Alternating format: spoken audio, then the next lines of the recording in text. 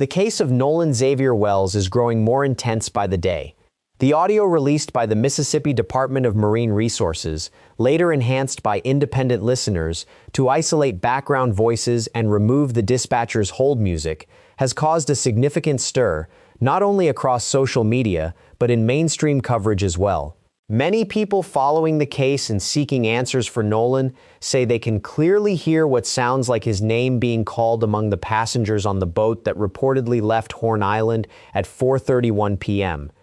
That departure occurred roughly an hour and a half after one of his self-proclaimed best friends stated he last saw him. "The last time I saw Nolan was 3 o'clock, the friend said. If Nolan had already been left on the beach, why would his name be called out on the departing vessel? Why would someone ask, is he dead? And most strikingly, why does the phrase, "Damn it, Bart," appear to follow that question in the enhanced versions now circulating? If you want to follow every new development in the Nolan Wells case as it happens, the audio analysis, the official records, the legal filings, and the questions that still have no answers, hit the subscribe button right now. This channel is built for people who want careful, evidence-focused updates instead of noise. Subscribe so you never miss the next piece of the timeline.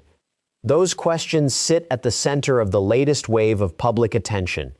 Bart's name had already been mentioned repeatedly by Warren, the same friend who described the day's events. Warren has spoken about calling Bart that morning, riding with him, and relying on him near the tide line. Yet until the audio surfaced, many observers had little sense of how central Bart's role might have been in the sequence of events surrounding Nolan's disappearance.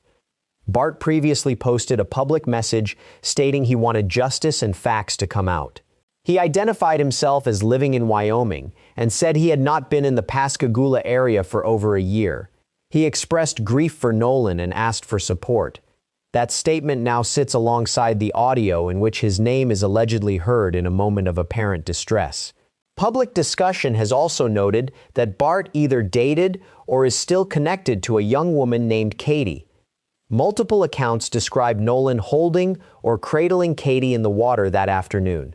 One friend recounted dabbing Nolan up, making a joking comment about the girl, and watching Nolan shake his head and laugh. Another description places Nolan's arms under the water while supporting her, both of their heads still above the surface, appearing close in a way that friends interpreted as mutual interest.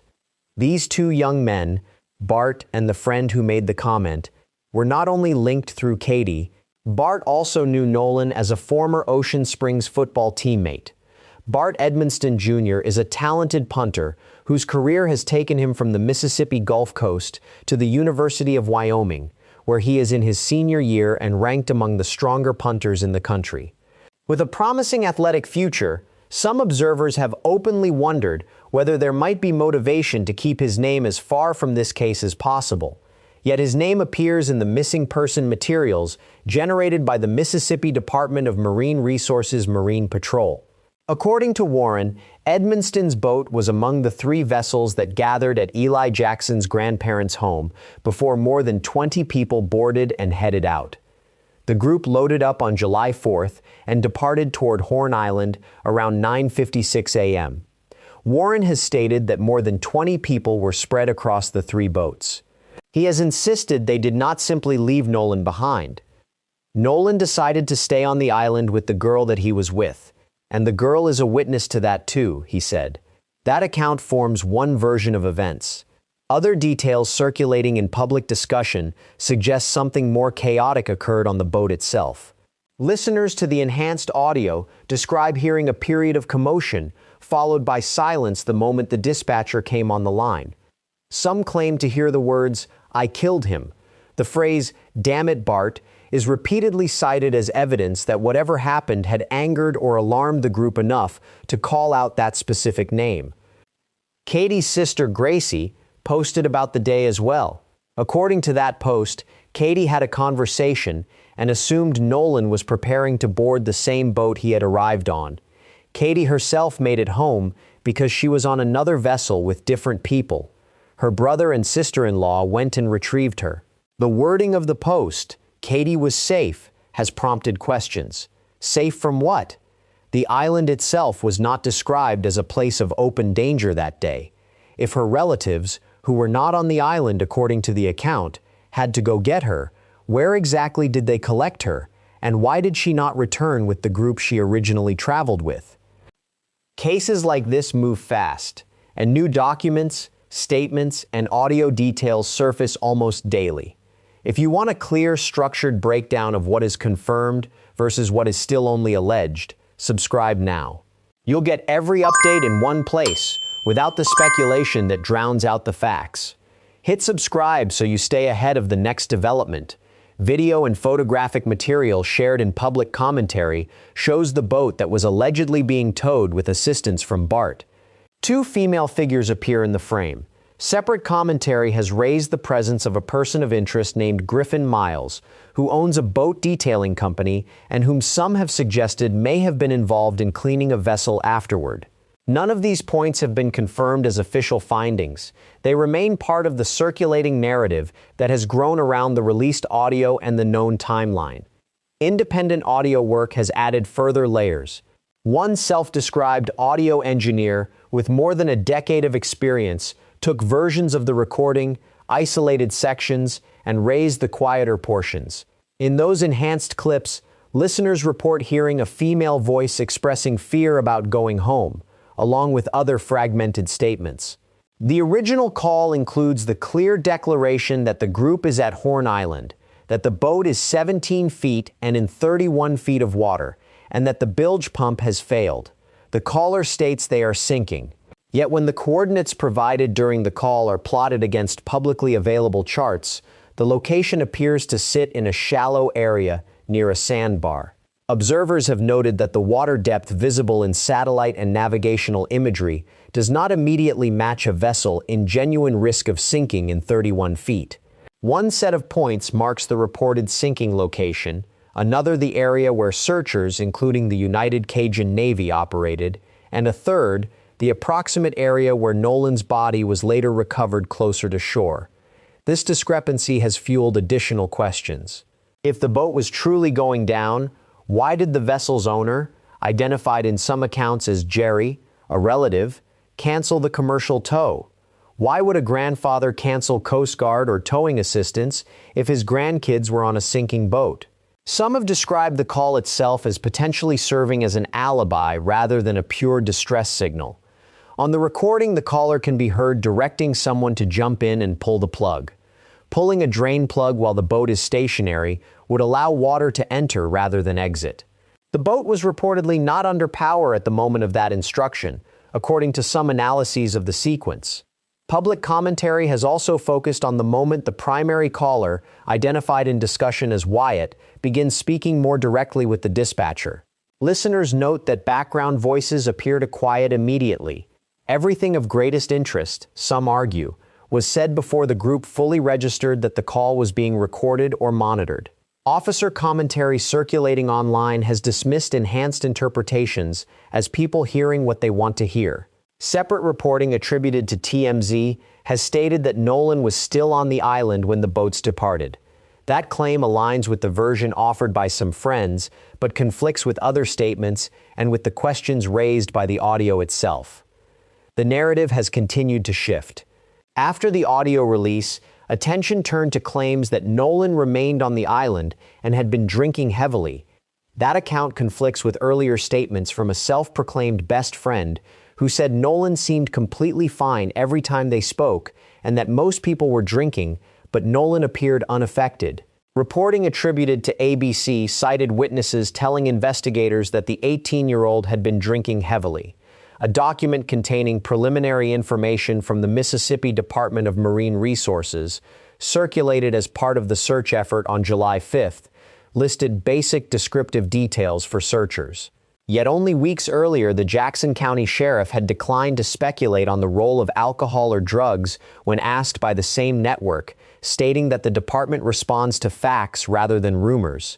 The contrast has prompted questions about how certain details reached the media, while the district attorney has emphasized that silence is required by the rules of professional conduct governing prosecutors during an active investigation and potential grand jury process. The district attorney has stated that restraint in releasing information is not an effort to withhold the truth from the public, but a legal and ethical obligation to protect the integrity of the investigation and any future proceedings. That position has not stopped the flow of unofficial information or the family's independent efforts. New subpoenas have been issued by Mississippi Attorney Gary Bufkin, working in connection with the family's legal team, directed at Snapchat, WhatsApp, TikTok, Meta platforms, and the location tracking application Life360. The filings seek account data associated with Nolan. The family has previously expressed concern that material appeared to be missing from his phone when it was returned. Location readings from different apps on the night of July 4th did not align consistently. At the same time, multiple individuals have received formal letters giving notice of anticipated civil litigation by the family of Nolan Xavier Wells. One such letter, directed to a local judge, states that attorneys representing the family are investigating the death and that the recipient should reasonably anticipate litigation. The letter requires the preservation of all potentially relevant evidence, including electronically stored information, and warns that destruction, deletion, or alteration could be treated as spoliation and carry legal consequences. The letter itself is not an accusation of wrongdoing. It is a standard demand to keep evidence intact. Taken together, the released audio, the enhanced versions now widely discussed, the repeated appearance of Bart's name, the descriptions of Nolan and Katie in the water, the questions surrounding the boat's reported condition and coordinates, the conflicting accounts of whether Nolan stayed behind voluntarily, the shifting statements about alcohol, the subpoenas for digital records, and the preservation letters all point to the same underlying reality. Something significant occurred on or near Horn Island on July 4th, or during the departure from it. The official investigation continues. No arrests have been announced. The independent autopsy commissioned by the family listed both cause and manner of death as undetermined pending further investigation. The state's full findings, including toxicology, remain pending grand jury review. The questions that the audio has amplified remain open. Why does Nolan's name appear to be called on a boat that left more than an hour after he was last reported seen? Why the apparent reference to someone being dead, followed by "damn it, Bart"? Why the silence that falls when the dispatcher engages? Why the cancellation of professional towing assistance if the vessel was truly in distress? Why the discrepancies between the depths reported on the call and the charts of the reported location?